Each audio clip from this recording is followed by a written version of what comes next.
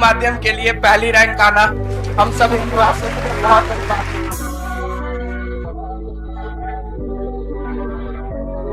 अब जो है हिंदी मीडियम के छात्र भी इस एग्जाम के लिए सिर्फ सिलेक्शन का नहीं, टॉप रैंक का जो है ड्रीम कर सकते हैं। We have rank 1 of VPSC, Ujjwal Kumar Upkar with us. Give a big round of applause for him. Yes, sir. Sumit sir, please do the honors. Give a big round of applause for. Now,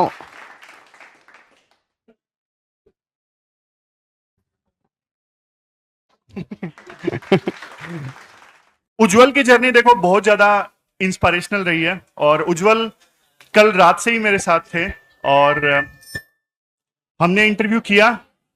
बहुत ही ज्यादा humble और बहुत ही ज्यादा मेहनती, गांव से government school में पढ़े और बिल्कुल देखो आप ही की तरह, जैसे आंसर आप लिखते हो वैसे ही आंसर उज्जवल के हैं, जैसे नोट्स आपके मिलेंगे वैसे ही उज्जवल के हैं। तो उज्जवल प्लीज। बहुत थैंक यू सर। मैं सबसे पहले कहना चाहूँगा आप सबका बहुत बहुत धन्यवाद। और मेरे लिए सबसे बड़ी अचीवमेंट इस बात की है, मेरी रैंक 1 पर्सनली से हट के कि ये हिंदी माध्यम के लिए पहली रैंक आना हम सब हिंदी भाषियों के लिए बहुत बड़ी बात है। कहीं ना कहीं एक अलग तरह का बूस्टअप फील होता है। एक लगता है कि हाँ, अब जो है हिंदी मीडियम के छात्र भी इस एग्जाम के लिए सिर्फ सिलेक्शन का नहीं, टॉप रैंक का जो है ड्रीम कर सकते हैं।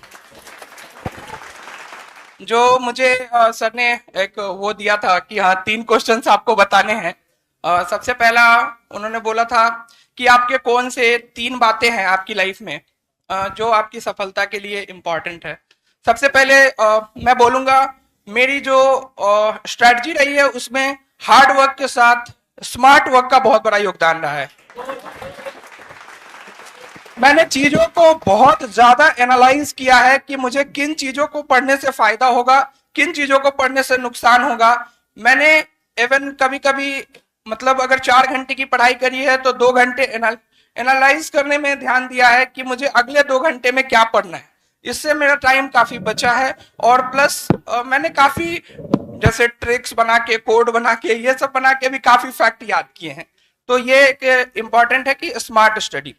दूसरा कि मेरे अंदर जो एक कहते हैं ना कंसिस्टेंसी की काफी जो है, सर ने भी कहा कि कंसिस्टेंसी बहुत जरूरी चीज है, कंसिस्टेंसी होनी चाहिए। तो मैं वैसे लोगों में नहीं हूं, मैं बड़ी बड़ी बातें नहीं बोलूंगा कि मैंने 12 घंटे पढ़ाई करी या 14 घंटे पढ़ाई करी, ऐसा बिल्कुल भी नहीं है। मैंने एक पहले भी बोला है कि मैंने वीकली टारगेट्स रखे। मैंने एक वीक में 50 घंटे का टारगेट दिया खुद को कि मैं 50 घंटे पढ़ूंगा एक वीक में, चाहे अगर 4 दिन में पढ़ लूंगा तो 3 दिन ऑफ पे रहूंगा। मैंने खुद को एक तरीके से जॉब दी कि आपको 50 घंटे जो है ना पूरी तरीके से स्टडी में बिताना है और जो टारगेट्स है उसको कंप्लीट करना है। तो मेनली मेरा ये रहा कि मैं बिल्कुल स्ट्रेस फ्री रहा इन सब कारण से, क्योंकि मैंने मोस्टली 6 दिन पढ़ाई करी और 1 दिन बिल्कुल मैंने ऑफ दिया खुद को। तो एक स्ट्रेस फ्री वातावरण में पढ़ना बहुत जरूरी है। तो इसके लिए जो है आपकी स्ट्रेटजी जो है ये होनी चाहिए। और तीसरा जो मुझे लगा कि मेरी लाइफ में है वो है मेरा डेडिकेशन, कि अगर आप भी अगर इस एग्जाम में सफल होना चाहते हैं तो आपका डेडिकेशन होना चाहिए इस एग्जाम के प्रति। आपको लगना चाहिए कि हाँ, अगर मुझे सिविल सर्विसेज के फील्ड में जाना है तो क्यों जाना है, मैं क्यों डेडिकेट होना चाहता हूँ।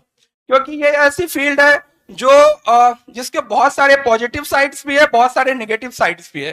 तो ओवरऑल जो अगर आप समझेंगे अपने आप को कि मैं इस फील्ड के लिए अगर एक बार तैयारी करने के लिए आया हूं तो बहुत सारे उतार चढ़ाव आएंगे लाइफ में बहुत बार, मतलब सालों की तैयारी में आपको मन करेगा कि इस बार छोड़ दूं, ये करूं, आज पढ़ने का मन नहीं हो रहा है, क्या करूं। कभी कभी ऐसा लगेगा प्रीलिम्स नहीं हुआ, कभी मेंस नहीं हुआ। ऐसी स्थिति में आप बस ये सोचना कि मैंने शुरू क्यों किया था।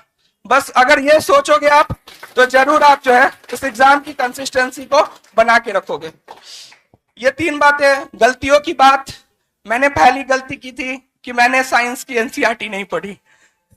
पहले 67th वाले अटेम्प्ट में, और ये मेरी बहुत बड़ी गलती थी जिसको मैंने रियलाइज किया। जो 67 का जो पेपर लीक हुआ था उसके बाद के जो 3 महीने मुझे मिले थे, उन 3 महीनों में मैंने 4 से 5 बार एनसीईआरटीज को पढ़ के इस जो है प्रॉब्लम को रेक्टिफाई किया, और इसका मुझे आगे काफी फायदा हुआ साइंस की एनसीईआरटीज को। तो क्योंकि मेरा इंजीनियरिंग बैकग्राउंड था, थोड़ा ओवर कॉन्फिडेंस था कि नहीं साइंस का क्या पढ़ना है, एनसीईआरटी ये तो साइंस ही पढ़ रहे हैं बचपन से। तो वो ओवर कॉन्फिडेंस आपके अंदर नहीं आना चाहिए। अगर आपको कोई गलती मिलती है तो आप कोशिश करिए कि उसको रेक्टिफाई कर लीजिए। गलती करना मनुष्य का जो ना एक जो है ना आम आदत है, लेकिन उसको रेक्टिफाई करना बहुत बड़ी चीज है, उसको पहचानना।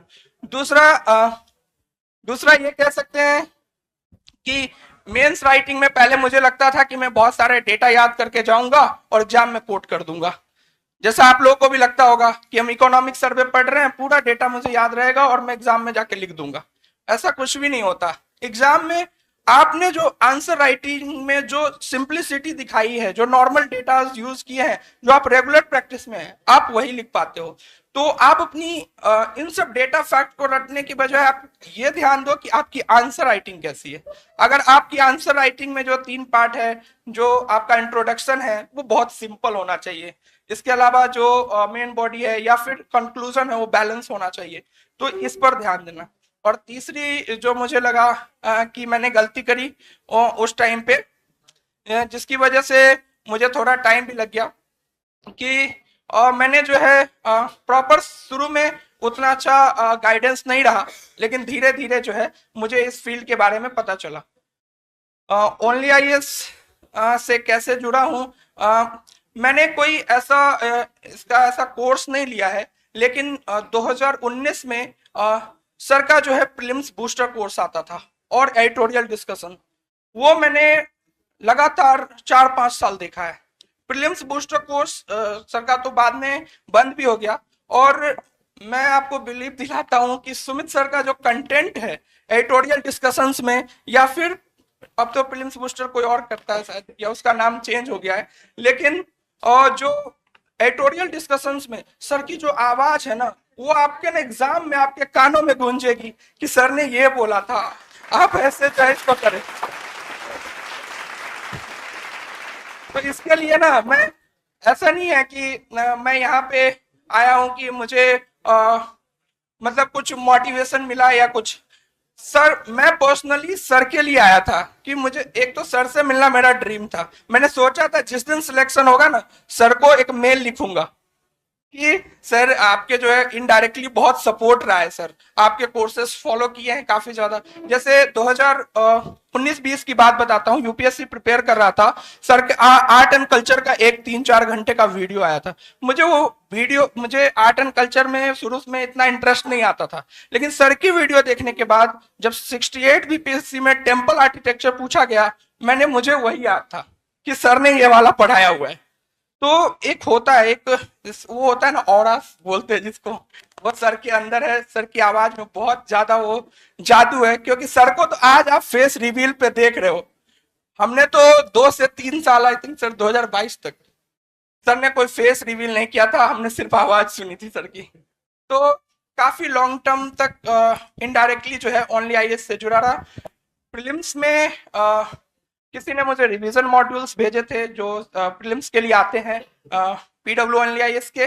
तो 69 बीपीएससी में चूंकि टाइम कम था, तो उस टाइम पे वो रिवीजन मॉड्यूल पढ़े थे, साथ में जो इंटरव्यू गाइडेंस प्रोग्राम है उसमें मॉक दिया था, और काफी अच्छा मॉक था, काफी मतलब खुशी हुई थी। तो ओवरऑल मैं ये कहना चाहूंगा कि आप जो एक तरीके से मोटिवेट रहे और अच्छे दोस्त भी बनाए। जैसे कि हमारा एक एग्जाम्पल देना चाहूंगा, हमारा 4 दोस्तों का ग्रुप था, ठीक है। उन 4 दोस्तों में एक मेरा रूममेट था, एक हुआ अंकित, वो बैठा हुआ है, और एक और जो है एक और दोस्त है। तो जो मेरा रूममेट है इस बार 69 बीपीएससी का, वो रैंक 20 है।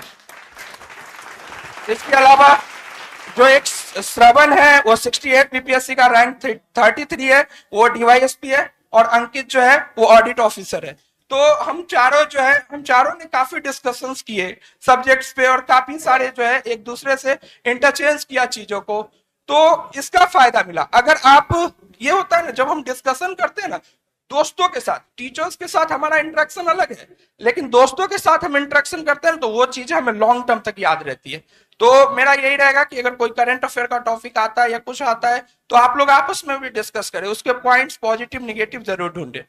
न्यूज़पेपर जो मैंने फॉलो किया है, मैंने हिंदी और इंग्लिश दोनों के न्यूज़पेपर फॉलोज किए हैं, क्योंकि उस टाइम पे हिंदी में कोई ऐसा न्यूज़पेपर जो है बहुत वो रहता था, लेकिन मुझे अपनी हिंदी भाषा भी धीरे धीरे सुधारनी थी। तो हिंदी में मैंने दैनिक भास्कर का जो राष्ट्रीय संस्करण है वो यूज किया है, और मैंने रेगुलर द हिंदू पढ़ा है। एडिटोरियल डिस्कशन सर के साथ वो छोड़ देता था मैं कि सर के साथ कर लेंगे। तो बस यही है सर, धन्यवाद सर। बहुत बहुत धन्यवाद उज्जवल।